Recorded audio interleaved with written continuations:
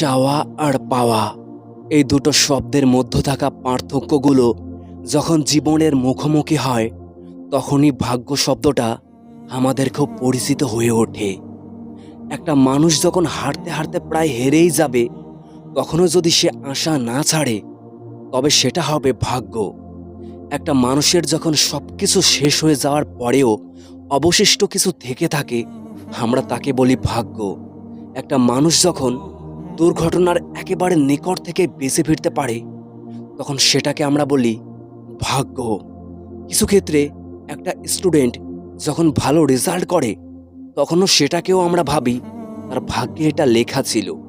আর যখন একটা মানুষ সব কিছু হারিয়ে ফেলে, যখন তার আর পাওয়ার কিছুই থাকে না, তার জন্যেও আমরা ভাবি এটাই হয়তো তার ভাগ্যে লেখা ছিল। আসলে কি সত্যি ভাগ্যে কি সব কিছু লেখা থাকে?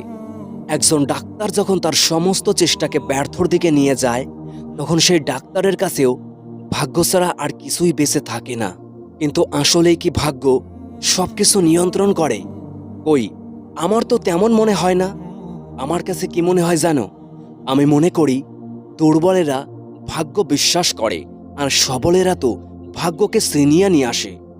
ভাগ্য কখনো অলসদের সাহায্য করে না, বরং পরিশ্রমী এবং লক্ষ্যের দিকে ফোকাস করা মানুষদের প্রতি ভাগ্য সদয় থাকে। মনে রাখবে, প্রত্যেকের আচরণের উপর তার ভাগ্য নির্ভর করে। আজ তুমি এবং তোমার বন্ধু একসাথে পড়ালেখা করছো, একসাথে স্কুলে যাচ্ছ, কিন্তু সে এ গ্রেডে পাশ করছে কিন্তু তুমি সি গ্রেডে।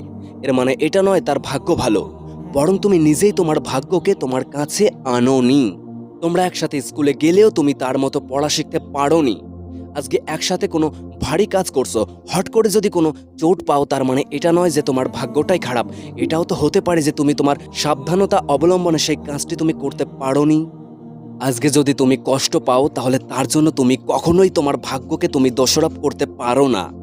না, তুমি পারো না। কোন কারণের জন্য তুমি সেটা পেলে, বরং তুমি সেই কারণটাকে খুঁজে বের করো। একজন তোমায় ধোঁকা দিয়েছে, ব্যাস তুমি কষ্ট পেয়েছো। আবার কাউকে তুমি ভালোবেসেছো, আবার ধোঁকা খেলে। আবারও তুমি কাউকে মন দিলে, আবারও তুমি আঘাত পেলে।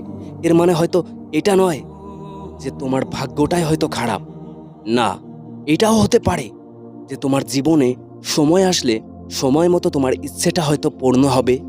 তুমি যেটা চাইবে তার থেকে হয়তো বেটার কিছু তুমি পাবে। তাই আমি মনে করি সব খারাপ পরিস্থিতির দায়ী ভাগ্যকে করা যায় না। ভাগ্য আমাদের জীবনে সঠিক সময়ে সঠিক জিনিসটারই প্রয়োজন মেটায়। আর তাই বলছি, বরং তুমি নিজেকে একবার পরিবর্তন করে দেখতে পারো, বরং তুমি ধৈর্যকে আপন করে নিতে পারো। তুমি নিজের স্বপ্ন বা লক্ষ্যটাকে পূর্ণ করার জন্য সঠিক সময় অবধি সৎভাবে পরিশ্রম এবং মেহনত করে যেতে পারো। দেখবে তখন আর ভাগ্য বদলাবে না, বরং তুমি নিজেই বদলে যাবে। তাই কাউকে বা কারোর সফলতা দেখে আফসোস করো না, কারোর ভালো দিনটা দেখে নিজের কষ্টটাকে আফসোস দেখিয়ে বাড়িও না। আমরা যদি ভাগ্যকেই দোষ দিই তাহলে মনে রেখো, এই ভাগ্য কিন্তু বদলাতে মাত্র 1 সেকেন্ড টাইম নেয়। যেটা তোমার নেই সেটা হারানোরও ভয় নেই, আর যার সাম্রাজ্য আছে তার কাছে সেটা হারানোরও কিন্তু ভয় আছে। তাই তোমার যখন সেই জিনিসটার জন্য এত কষ্ট, এত মন খারাপ, তাহলে তুমি ভাগ্যকে দোষারোপ করে নিজেকে কষ্ট দিও না। কারণ তোমার কাছে সেটা তো নেই, সেটা তো তুমি পেতে চাও, তুমি তো সেটাকে ধরতে চাও। ভাগ্য তো একটা তালা মাত্র, চাবিটা থাকে আমাদেরই হাতে, শুধু আমাদের সঠিক সময় মতো সেটাকে খোলার পালা। তাই আমি লাস্ট একটাই কথা বলবো, ভাগ্যকে কেউ আপন করতে যেও না, তার চেয়ে বরং নিজের আত্মবিশ্বাসকে আপন করতে শেখো। হ্যাঁ, নিজের আত্মবিশ্বাসকে তুমি আপন করতে শেখো, তাহলে ভাগ্য তোমার কাছেই ধরা দেবে।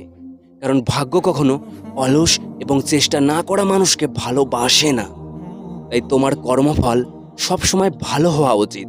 তাই যা যা করতে হয় তার জন্য তুমি তাই তাই অনুসরণ করো, তাহলে একদিন দেখবে তোমার ভালো কর্মফলগুলি দুর্ভাগ্যের উপর জয়ী হবে।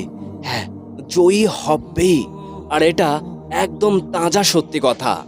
যা যা বললাম হয়তো কথাগুলি অপ্রিয়, হয়তো লবণাক্ত কিছু কথা বললাম, কিন্তু মনে রেখো, লবণে কোনোদিনও পোকা ধরেনি, আর চিনিতে সর্বদা পোকা ধরেছে। তাই ভাগ্যকে দোষ না দিয়ে বরং হাজারো ব্যর্থতাকে কাটিয়ে সফলতাকে ধরার চেষ্টা করো। মন খারাপ করো না, ব্যর্থতাকে হার মানাও, কষ্টকে হার মানাও, কে বলে ভাগ্যকে হার মানানো যায় না? সত্য এবং বাস্তবতা সর্বদা ভাগ্যকে হার মানায়। তো কথাগুলি যদি ভালো লাগে তাহলে চ্যানেলটিকে অবশ্যই সাবস্ক্রাইব করে দিয়ে বেল আইকনটি দাবিয়ে দাও। ভালো থাকবেন।